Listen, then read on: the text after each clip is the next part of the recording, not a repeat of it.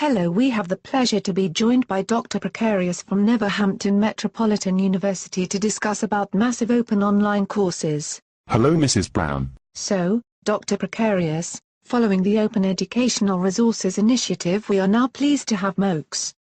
How important is that step in opening access for all? Well, it is a very interesting initiative for sure. Opening access to higher education to all, or at least to those with access to basic goods such as the web, is groundbreaking. Do you think that massive open online courses, known as MOOCs, are addressing the learner's needs? It depends on the learner. For those self-motivated learners who have learned how to learn, the answer is probably yes.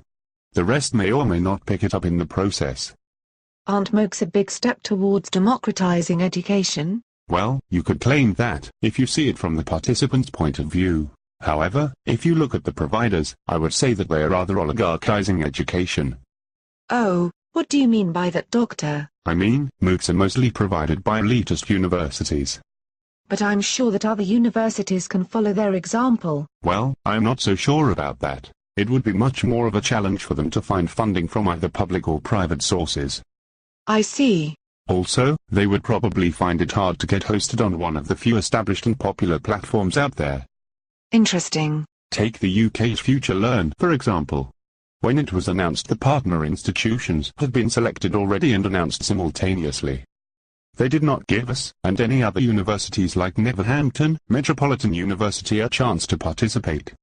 But can you not do your own MOOC at Neverhampton Metropolitan University? A MOOC is supposed to be massive, by definition. Ours would probably be a small open online course, as we would not manage to recruit massively.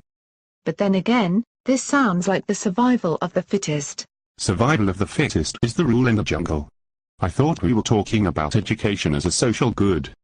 Many people claim that MOOCs are going to revolutionize not only online education but also traditional tertiary education.